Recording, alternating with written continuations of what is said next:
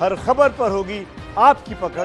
Download कीजिए ABP live app. और अगली बड़ी खबर नोएडा से है। प्रवासियों के लिए कल 4 ट्रेनें चलाई जाएंगी। चारों ट्रेन बिहार में अलग अलग जगहों के लिए रवाना की जाएंगी। नोएडा के डीएम ने ट्वीट कर पूरी जानकारी दी है। 3 ट्रेनें दादरी से चलेंगी और 1 ट्रेन दनकौर स्टेशन से रवाना होगी। औरंगाबाद, बक्सर, सासाराम और सिवान के लिए ट्रेन रवाना होंगी। तो बड़ी जानकारी नोएडा गाजियाबाद में रहने वाले प्रवासियों के लिए।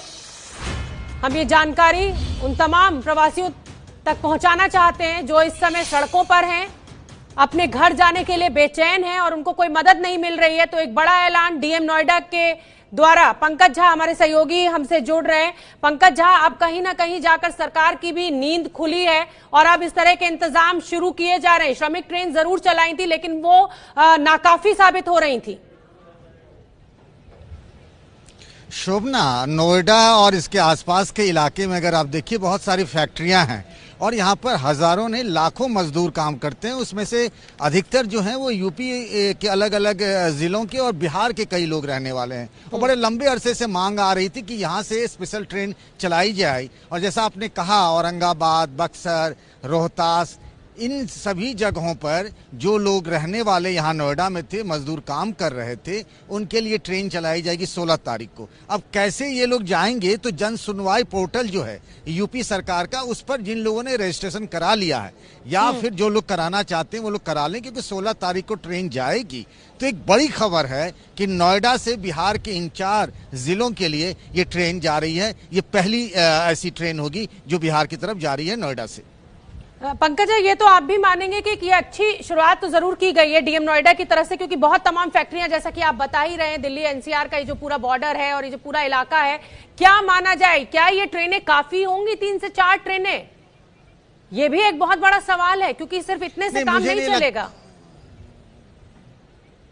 शोभना, ये तो पूरे देश की समस्या है कि जितने लोग अपने घर जाना चाहते हैं। ये भी बता दूं शोभना कि नोएडा के इलाके में ये जो जिला गौतम बुद्ध नगर है, कुछ फैक्ट्रियां शुरू हो गई हैं। वहां पे मजदूरों को काम भी मिल रहा है, लेकिन लोग एक बार अपने घर जाना चाहते हैं। पता नहीं वो बहुत परेशान है, इतने दिनों से जो वो परेशान थे यहाँ रहकर, वो एक बार घर, अपना द्वार, अपना आंगन देख लेना चाहते हैं। और आपने जो कहा कि क्या इन मजदूरों के लिए ये 3-4 ट्रेनें काफी होंगी, बिल्कुल नहीं। इससे दोगुनी तिगुनी ट्रेन चलानी पड़ेगी, क्योंकि बिहार के और भी जिलों के लोग नोएडा में फंसे हुए हैं।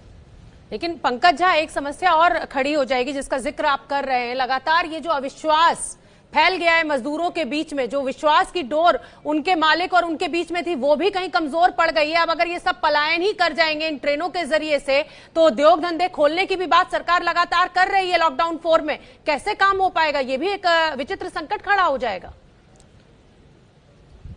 शोभना, वाकई में ये बहुत बड़ी समस्या है जो अभी सामने नहीं दिख रही है, लेकिन लगता है कि महीने 1.5 महीने बाद ये समस्या दिखेगी। क्योंकि देखिए, ये लोग अपने गांव चले जाएंगे, गांव में इनके पास कुछ नहीं था, इसीलिए तो शहरों की ओर आए थे। फिर ये अपना मजदूरी कर रहे थे, कोई ठेला लगा रहा था, कोई खोमचा लगा रहा था, कोई किसी फैक्ट्री में काम कर रहा था।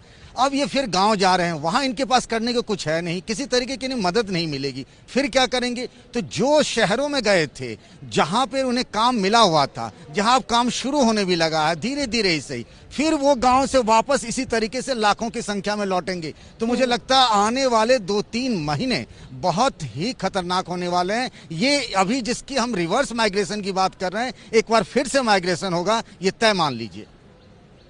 पंकज झा, बहुत बहुत धन्यवाद। आपने हमें ये अहम जानकारी दी कि अब 4 ट्रेन बिहार के लिए चलाई जाएंगी। तो जो प्रवासी मजदूर, आप अगर किसी को भी जानते हैं तो ये संदेश उन तक पहुंचाएं, वो स्टेशन पर पहुंचे, उनको घर भेजने का इंतजाम किया जाएगा। बहुत बहुत धन्यवाद पंकज झा।